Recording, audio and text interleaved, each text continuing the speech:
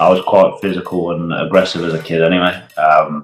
So I think it took a lot of that out, especially the energy side of things. And my mum was ran in the room with this big envelope, and I was like, oh my God. So if I wasn't playing somewhere at a national league team, I'd move and I would play there because I'd fit in there. And then when it comes to I didn't fit in there, I'd move again. So, there's a lot of, the supporters or whatever saying he's had more clubs than Tiger Woods, you know what I mean? But at the end of the day, it's exactly how I wanted it to be because I wanted to try and get a professional contract again. I definitely fell for some of his tricks, his wording.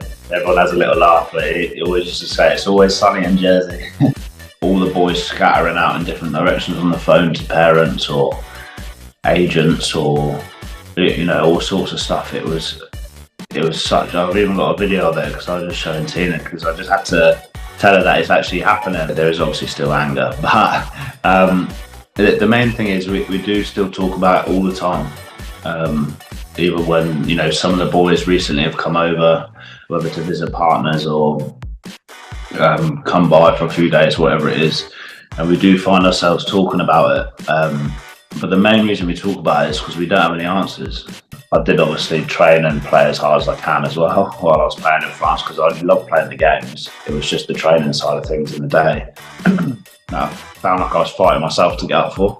Come back to Jersey, get that stability that I've been looking for or feeling that I want, and then play some rugby, obviously competitively, but at the end of the day for fun because everyone's there because they enjoy it. So that's the main thing I think is just go out and smile every weekend and every night training and things like that and just really enjoy why I started playing rugby again.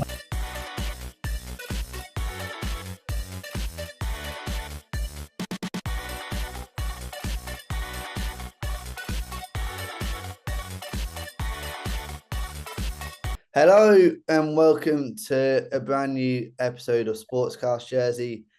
Today we are joined by Dan Barnes, who is an ex-Jersey Reds and current Jersey Rugby Club player. How are you doing, Dan? Yeah, I'm all good.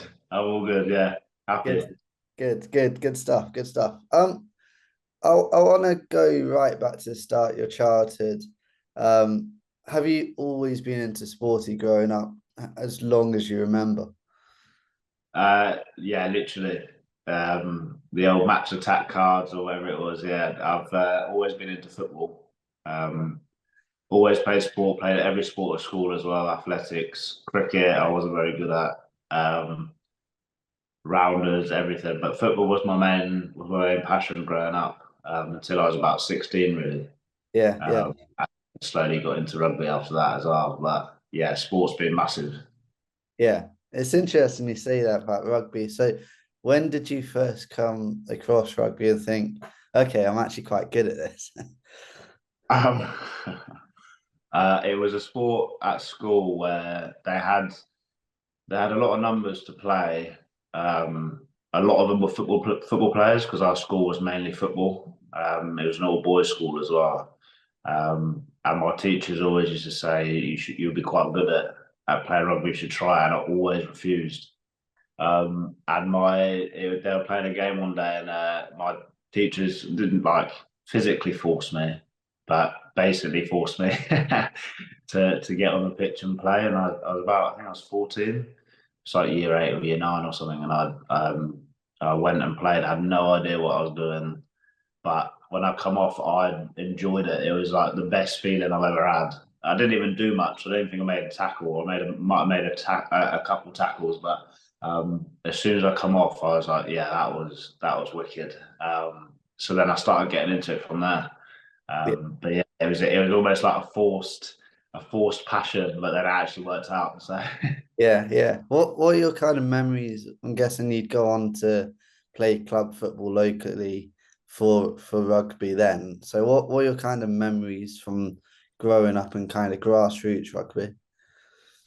uh, really good actually. I was playing football at an academy at the time as well, and some pretty decent teams around the area. And as soon as I went to my first session, it was for Reading Rugby Club, and I knew a few of the lads because they played at my school as well. And I was just quite taken aback by how kind everyone was. it was quite a weird feeling. Like when I was going into it was Reading Academy when I used to go training there.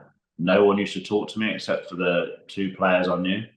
It was very hostile. I thought it might have changed now, but back then that's how it was.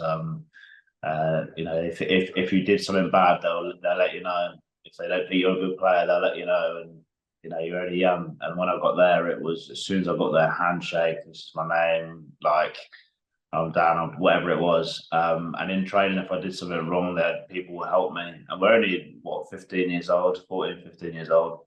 That took me back really. I was just like, wow, this isn't how this isn't what I used to at all. I'm used to, getting told, you're this, you shouldn't be here and stuff. But, it was very welcoming and I was quite physical and aggressive as a kid anyway. So I think it took a lot of that out, especially the energy side of things, Yeah. which helped me in everyday life anyway. So Yeah. In terms of obviously switching from football to rugby, your kind of attention, did that make it easier or make your mind up as well? yeah, it made my mind up quite easily. Because I wasn't like the biggest kid, but I I was, as I said, I was physical and quite aggressive, so it worked out in it on the rugby field as well. Because I was with the Reading Academy and then I went to London Irish in the first year as well. So I guess they could just see something in me because I was just trying to hit everything. I found the transition hard because obviously in football, going up to referees and telling them it was wrong it's a thing. So I remember I had to get subbed off quite a few times in rugby because I'll do the same. And obviously it's respect the ref and can't say stuff. So as soon as the decision didn't go my way, I was running up and saying what I thought, and then they was just like, "No, get him off." That happened a few times. So that was quite hard to get used to, but I did in the end, and it worked out. So Yeah. Nah, it's interesting. It's probably definitely one of the better sides to rugby compared to football. That the respect. In terms of your first professional contract, do you remember the lead up to it and how proud you felt when you did sign that? yeah, that was. I want to say I wasn't expecting it because I wasn't, but my mum said that they gave you all the signs. I don't know how, like they literally told me in front of you. You didn't even read into it. So I don't know if that was like a not believing thing or just like anything could happen. I've always been like that, and until it's actually in front of me, I wouldn't believe it. Um, but yeah, no, the feelings were good. I went to college on it was called an ACE scheme with London Wasps. It was basically playing full time rugby when you're 16 to 18, but you're at college, so you train every day. But in between, you go to your lessons. Um, and the first year, I literally played 2 games, I think. And then the second year, I started playing quite a lot, and I was enjoying it and playing well. And then I played with the academy team as well, which went well. But there was, other players who, big names now still playing. So it was quite, and everyone knew about them. So when I had the meeting with the academy manager, he was asking me questions like, "How are you going to get to London next year to train and stuff?" And it didn't even sink in like that. He was actually because he Yeah. had a meeting with everyone. So I thought he was just asking them the same questions.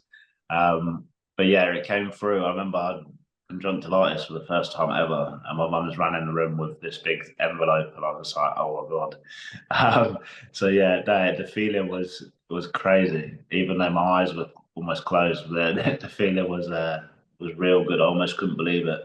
Yeah. Um, and my mum helped me loads with getting me to train, especially that year in London, driving me either to London or train stations. So I didn't drive then anyway. So yeah, it was a tough year getting 5 o'clock trains to try and get to London from Reading. But no, it was really the emotion I can't explain it. It was wicked.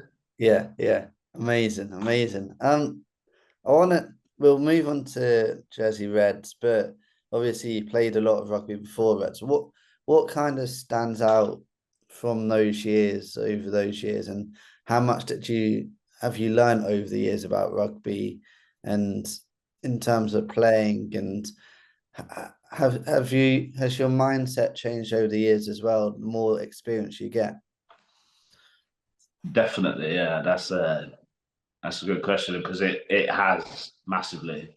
Um, I sort of growing up playing after the whole WAS situation when I was 18, 19, and I got binned off basically after 8 months. I went to the National League teams. So I was with like Chinner, Rams, Henley, Roslyn Park, places like that. But yeah, I went off the rails a little bit for 2 years, and then decided to take myself to uni. And yeah, I've had a lot of not bad press, but a lot of clubs. I started to be a big believer in if you're not playing at one club and you don't fit in there, you fit in somewhere else. So if I wasn't playing somewhere at a national league team, I'd move and I would play there because I'd fit in there. And then when it comes to I didn't fit in there, I'd move again. So there's a lot of either supporters or whatever saying he's had more clubs than Tiger Woods. Do you know what I mean? But at the end of the day, it's exactly how I wanted it to be because I wanted to try and get a professional contract again. And I went where I'd fit in and I'd play. Didn't really care what other people thought. I just wanted to play rugby because that's why I train. That's why I was trying. That's what I was trying to be. And then, like I was at Roslyn Park in National One. So I've been in France too long. National One. And then I played 2 seasons there, and I played all the time. And then the third season, I hardly played. So then I asked to go on loan to Henley, which was the league below, and ended up playing all the time there because that was my place. I fit in. And from the team below Roslyn Park, I ended up signing the championship from National 2. So it's one of those things like it wasn't like, fed up, I'm not playing, I'm going somewhere else because you don't like me. It was more like I'll just go where I play. Yeah. And yeah, I learned a lot of that, and especially being in the professional environment now, I think um, I felt like I'd turn into a little bit of a not a leader, but if I felt something was off, I would go and talk to coaches and things. So I definitely got a lot more like level headed and didn't shy away from things. I thought difficult conversations were always meant to be had as well. So yeah, I definitely grew up as a person, as a man as well, just outside of rugby. Definitely from going from part time to full time stuff. So yeah, no, I'm really happy about all that. Yeah, definitely, definitely. Let's talk about the move to Jersey. Obviously, it's big. I'd think in my head it's a bigger move than your usual rugby move because you're moving literally away from England onto an island. How much did you know about Jersey beforehand, and how big a move was it? So I actually first found out about Jersey when I was 18. Yeah. I was playing for Chinner's second team, and we were playing against the athletic team. And we came away, and it was the first time I've ever been there, and it was raining, windy, typical Jersey weather. Um, well, for most part, so that was the first time I heard about it. And then when COVID happened, it was just before actually, London Scottish announced that they weren't staying full time. They're going to go part time, and I wanted to be in the full time environment. But when COVID hit, I had the call from Jersey, from Harvey, asking me to come over, and I said no. Basically, I wasn't interested. I don't know why. I think it was that. I was like, I don't want to move to a small island and be restricted for stuff. And then they basically got back to me. I don't know, 4 or 5 months later, and yeah, he said, we're more than happy to come as long as you want to, because that was a big thing for him. If he wanted people that fit in the team as well. And I think from that first conversation we had, he thought, oh, maybe he actually doesn't want to come to Jersey. Um, but then I was like, no, this might be the right move. But yeah, it was a big move. It was a big move. Even though it's 30-minute flight and or a 4 hour, I've got the 10 hour Condor ferry. It was still quite a pretty big move. I've lived away before and stuff, but it was just completely different going to a team where I hardly knew anyone, living in a house straight away with two people I've never met. So, but it was a great experience to come over. Yeah, 100%. Definitely Yeah. out of my comfort zone. Yeah.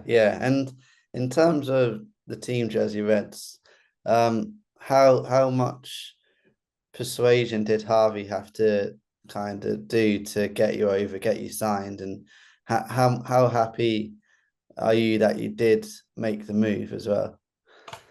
I definitely fell for some of his tricks, his wording. Everyone has a little laugh, but he always used to say it's always sunny in Jersey. Yeah, um, so yeah, no, I'm I'm very happy with how it turned out. Definitely, like the first year here, I didn't enjoy it at all. But I think it was because COVID. No, there was no rugby games happening. We had like a 9 month long pre-season, but we were always getting told we're going to play a game, but we never did. And that was difficult. That was very difficult. But then when I did decide to come over the first time, it was just out of my comfort zone. I enjoyed it, but definitely signing for Jersey and staying as well. You know, I've had the best. I had the best almost 4 whole seasons there, and definitely grew up as a person as well. So yeah, it's shown me a lot to life. To be fair, a lot to life. yeah. Like the struggles of it, but also like the enjoyment as well. And it was such a good time of my life, and I always look back with fond memories. Anyway. Yeah, we'll come on to the struggles, and I think everyone knows what they are. But I want to come on to the process behind the championship winning season, and just how good was that whole season, and then obviously the last few games of just pure joy. Yeah, the season when we won the league was crazy. To be honest, we still we didn't really think, even midway through, we lost 1 game. We still didn't think that we would get anywhere near winning the league. To be honest, definitely the underdogs, especially the way we thought about it as well. We had some really good players. We had some also good loanees as well, and we had good amount of players in certain positions pushing each other. But the main thing was, we probably say it all the time, was a buzzword, but I still got about it because it was really a positive and big strong point for the Reds, was the togetherness. I know all teams talk about that, but we used to have meetings where it'll be one player talking to another player and interviewing them, and it'll talk about their life and whatever. And a lot of stories were pretty emotional, and there'd be grown 30-year-old plus men up there in front of all of us crying, sharing their stories, emotions. And afterwards, you never know those stories to people, so you treat them as a rugby player. But after those, you sort of understand where they've come from, what they've done to get there, etc. So in terms of like the group and the friendships and the bonds, it was real strong. So I went through some tough times that year, real tough times. The sessions were non-stop. There was no really letting off. I don't know what it was, 147 weeks of pure rugby, physical rugby in the training weeks and stuff. So we put a lot on the line, especially in terms of like body-wise, etc. But coming out to win the league was crazy. A lot of boys you would normally not see emotional were very emotional. I think mainly because all the hard work we put in actually paid off. When we beat Eden at home, it was obviously still had 1 game left, but we sort of knew if we did what we did for the rest of the year, we're going to beat Amshill as well. So yeah, the emotion and the feeling, everyone, I always thought I'd play in the championship, but I could never win it unless I was at a Premiership club that got relegated, or I was at Ealing, and that's the truth. Yeah, I always thought unless I'm at Ealing, I won't win one. And to get that medal and just see everyone afterwards as well, the feelings, the fans, the support, the sponsors, the coaches, everyone that runs the business behind it, whatever it was, the pure emotion and the happiness, and it was, yeah, I can't even like talk about it really, because it was crazy time. Massive for the island as well. To win a championship, not many teams do. Before Ealing, it was always Saracens, Newcastle, Bristol, like these big name teams now in terms of the rugby world. And then for Jersey, Channel Islands to do it, yeah, no, it was a massive achievement of mine, and I'll never forget that. Yeah, yeah. It was a special day and well, special season and special few days at the end of it. I'll always remember being there and being pitch side and getting the photos of you all just all over the place with emotions. So yeah, it was really good. A lot would have thought, okay, here we go. Reds will push on now, and but obviously that didn't happen, and yeah, it went a bit pear shaped because of stuff that what happened behind the scenes. So, uh, as a player who was heavily involved, who thought he was starting a new season, how was that day and that morning? First of all, when you all got called into the meeting, and what was that like for you? What was the emotions? First of all, was it anger? Was it shock? What was it? The the emotions going to the meeting, um, were obviously we didn't know exactly what was coming, but we thought it would be to do with payment. Um, so our household on the way up there was sort of chucking a bit of banter at each other, like all sorts of stuff to do with not being paid, not getting paid today, get paid next week, sort of thing. Which which wasn't like we were making light of it because we didn't actually know what was coming. It was quite random to get a text at like whatever it was, 6 in the morning or something, saying come for a meeting. Um, but yeah, when we got there, there was I don't know. Everyone was seemed fine like we were because it was no one knew. Um, and then we knew it was definitely about pay because a few of the boys get paid on Monzo, and then on Monzo, if you get paid monthly, you can accept it the day before.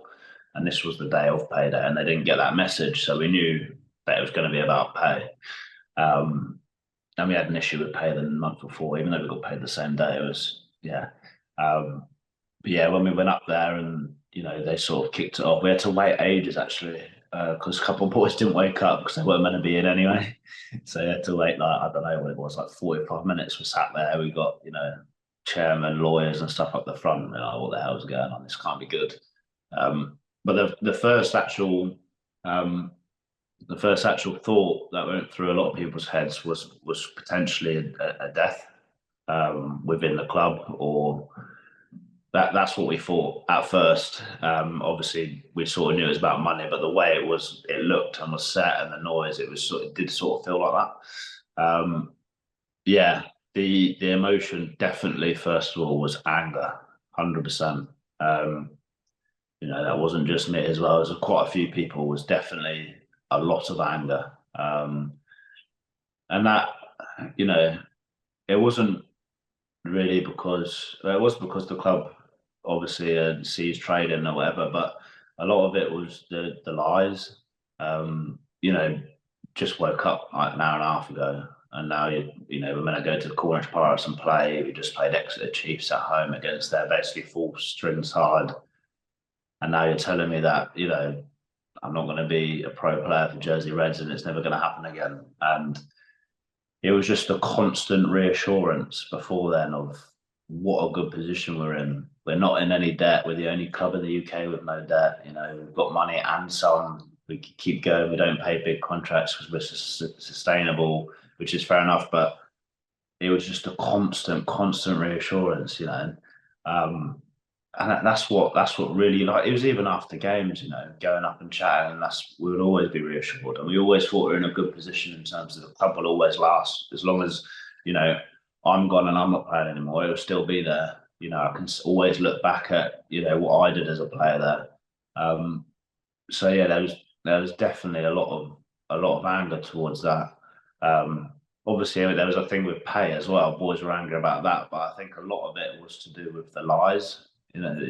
I guess everyone can feel that. When they get lied to, it's not a nice feeling. Um, but yeah, it wasn't. It was a really shocking time, to be honest, and um, a few people after about 20 minutes got up and left because they just didn't really know what to do with themselves, to be honest. The meeting went on for quite a while. A few tough questions, well, a lot of tough questions chucked at the lawyers and obviously Mark as well. But yeah, that was shocking. Yeah. Shocking.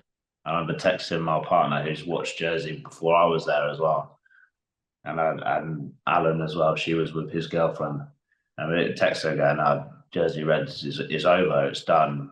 And she didn't know what to do either. It was like a complete like hollow feeling of like, well, what do you mean?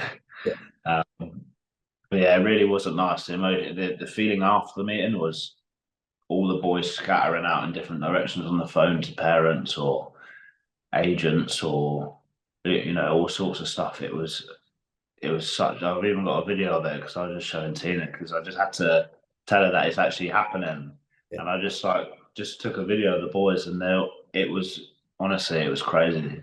Yeah. But yeah, definitely didn't hit me too. It didn't hit me for a long time, to be fair. Yeah. Yeah.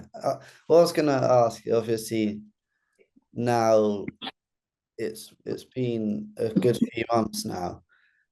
Looking back, and do you, do you guys still talk about it? And is there messages or thoughts that you'd like to kind of share to those who are to blame and were to blame and told you and the club, the staff, the lies? Yeah, it's not so much of a you know anything towards them in terms of, well, there is obviously still anger, but the main thing is we do still talk about it all the time. Even when some of the boys recently have come over, whether to visit partners or come by for a few days, whatever it is, and we do find ourselves talking about it. But the main reason we talk about it is because we don't have any answers. So all it is speculation and what we think or they think or what we've been told or this person said this. It's always that. And I think the main thing would be is to get some closure. Obviously, there's like black and white what went down, but mainly as well is like why we were why we were lied to, why we weren't told the truth. Because the other teams that went under in the Premiership, they obviously bad time as well, but they knew a few months in advance or a couple months in advance that something was going down and something wasn't good, whereas we weren't. And not that it would have made it any better, but at least we, you know, got told there and then, and we were all on page with what was going down. So I'd definitely like one thing would be we definitely need some closure. I know probably 90% of people wouldn't ever want to hear from him again anyway, or them or whoever it was, but yeah, definitely need some closure just because we'd always talk about anyway with fond memories, but that sort of bit we always speculate, and I just think I don't know, it can always change every time we have conversations, and sometimes it's not very nice to have. So that would definitely be a big thing for all of us, probably. Yeah, yeah, definitely. Since then you've gone Guernsey, gone France, but you've come back to the island now and signed for Jersey Rugby Club. What made you make that decision? How happy that you're going to be part of that team now? Yeah, yeah, it was a whirlwind of a few months. Uh, yeah, I played at obviously Guernsey, played 5 games, enjoyed it. I knew quite a few of the boys there anyway because I went to uni with them. The only thing I didn't really feel part of the team was because I was travelling to play and then travelling back, and that was sort of it. And yeah, France came about, and that was great experience. It was sort of the same as Jersey. They offered me in October, but I said no, and then they came back, and I said yes. So I went over there. I think it was 2.5, 3 months or something. Yeah, it was a great experience. That again was really tough to leave, which is crazy because I've done it before, but now obviously I have the partner and I've got my dog here as well. It was tough to go, but it was definitely one thing I really wanted to do. I really wanted to experience France, and I'm glad I did. But within probably about the first week I got there, I was keen as mustard, getting stuck in, training hard, whatever. But the second week, I just remember, putting my boots on and thinking like, I don't really want to do this anymore. It was quite a weird, hard feeling, definitely, because I've put in years to try and get back into professional rugby after I got dropped off the first time.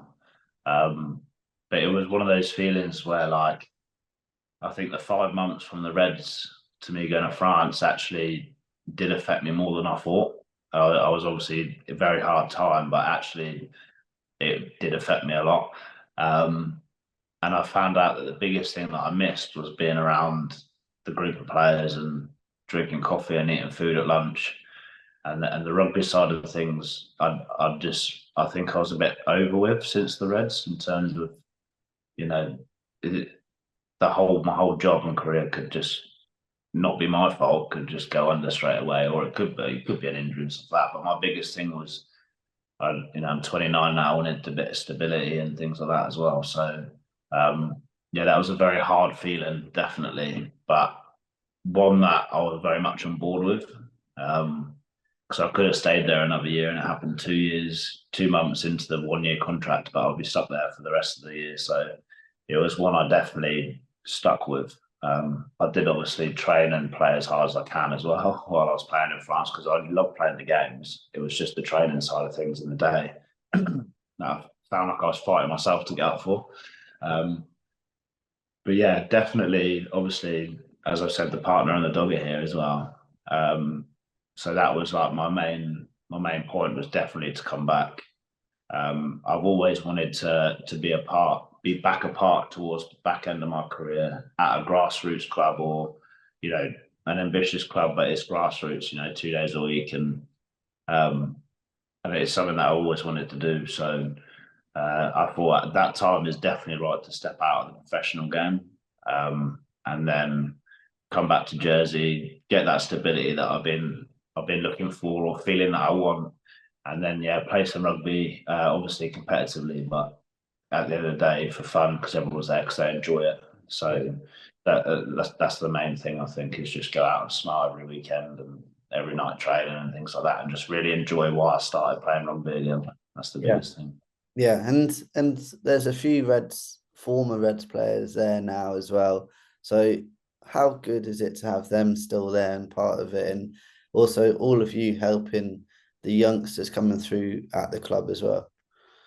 Yeah, it's real good to be fair. Like the boys, I didn't think would be over trying to find like a new gig or going somewhere else. So having the experience of like Scotty Van Bredar and James Mitch is still there for the moment. Um, but yeah, no, it's and we've got Hugh Owen coming back as well. So yeah, there's some really good players in there, and obviously there's players over the years that stayed, like Pembo and McFarlane, and Roy was there for a bit, and Jerry.